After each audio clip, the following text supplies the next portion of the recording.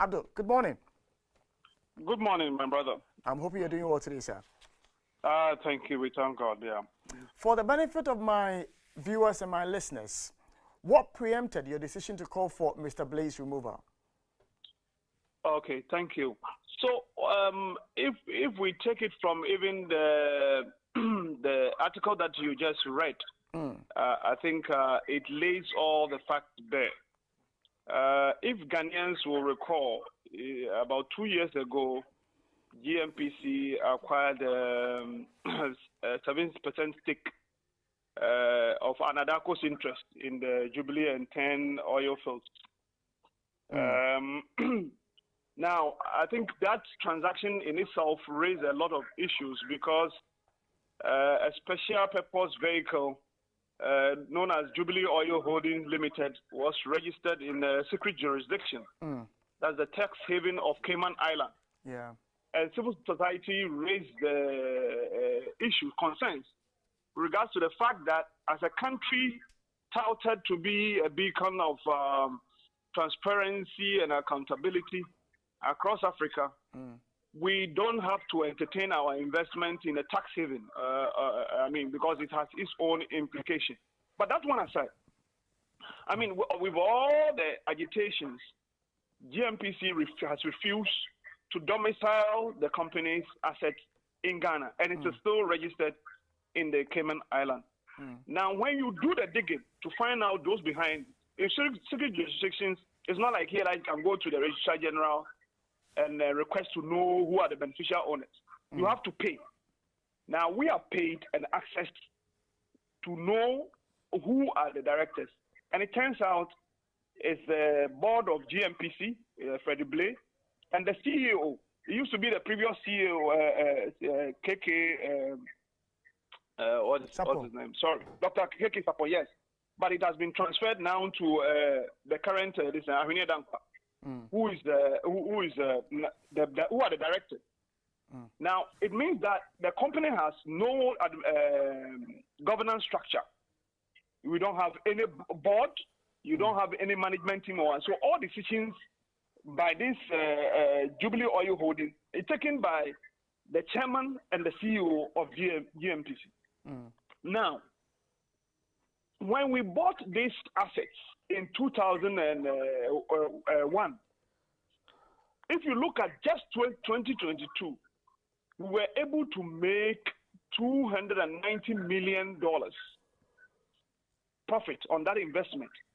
Now, when you take out all the cash calls and the other costs that we incur, it comes to about $83 million, which means it gives us a gross margin of $207 million.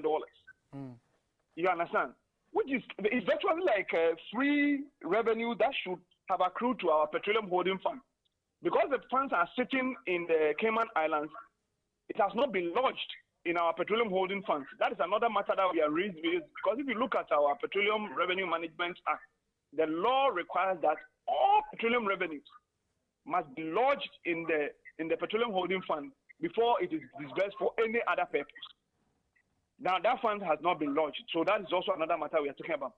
Now, this such a lucrative asset.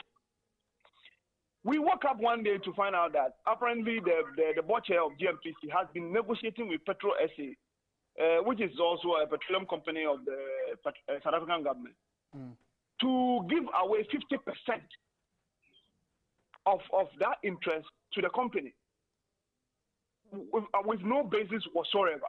And if you look at this, it's like we are willing to give away our money in these very hard times when the country is struggling. We are the IMF seeking, while we have gotten it, $3 billion for 3 years. The first tranche has come in. How much did it come? $600 million. And we have 290 from just one asset. So it's mind-boggling for anyone who has the interest of the state to want to give this one out. So based on this, we said these people are a threat to all our petroleum assets, and as such, they must be removed. Because look, but for the objection of the Minister of Energy, this deal would have gone through.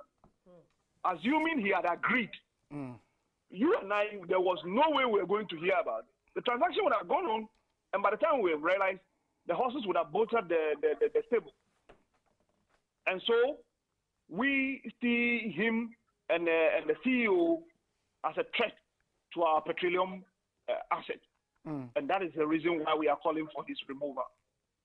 Interesting. I've read articles to the effect that he says he hasn't done anything wrong. Has it come to your attention?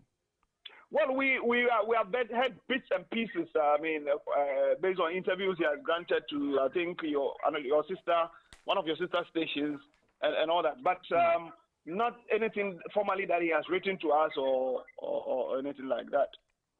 Now, the issue about the Cayman Islands and the fact that, you know, the situation of this company is in an area where accessing certain information is problematic. Yes. One would have thought that Parliament would be much more interested in this issue, considering how important this DWT is. And it's only 7% we are talking about, right? Yes, yes. So in that respect, are you seeking to go through Parliament, seeing that the board chair and then the CEO are bent on doing this and flouting the directives of the, how do you call it, the minister? Well, definitely. The biggest challenge that the board chair is having now is the opposition that he is having from the minister of energy. If he were to get his support, he would have his way.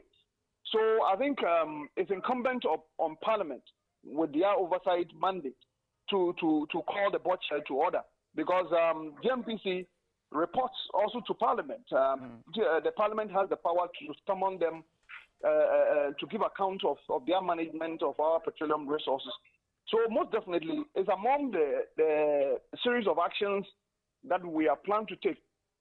We didn't think, some people are really asked us, if we have all these evidence, why are we not going to the special prosecutor or taking it to court? Yeah. But we said no. I don't think the first line of action in every controversy is to head to court. It does not make sense. When this thing can be solved straight away, we can just tell him to back off. You understand? And once he backs off, there's no problem, because what he's doing is not going to serve the interests of the state. So Parliament must take interest definitely in this, and it is among the line of actions that we want to pursue. Interesting. In ending the conversation, as civil society organizations interested in this conversation about Mr. Freddy Blay, have you gotten any hints whatsoever that your call is being listened to by the powers that be? Have you seen any movement, any hint whatsoever? Well, if I'm to recount previous experiences in our campaign against shady deals within the sector, you recall what happened during the Japan days. We will receive all the bashing, we will get the pushback, we will get the negative comments, the insults and all that. But at the end of the day, if we are able to rally a critical mass of the public and make our case very clear, people get to understand the issues, I know politicians also understand that language. They can translate into their electoral fortunes. So they will listen some way, somehow. Sometimes it's very difficult, but we are not giving up yet, because this is very critical, especially when we are in this state of economic crisis. Every cedi or dollar counts. You understand? So we are not giving up. Yeah. Interesting. I'm grateful, Abdul, that you made time to speak to me this morning. Thank you, too, for the opportunity. And Abdul is the convener for the coalition of CSOs that are calling for the removal of Mr. Freddy Blay.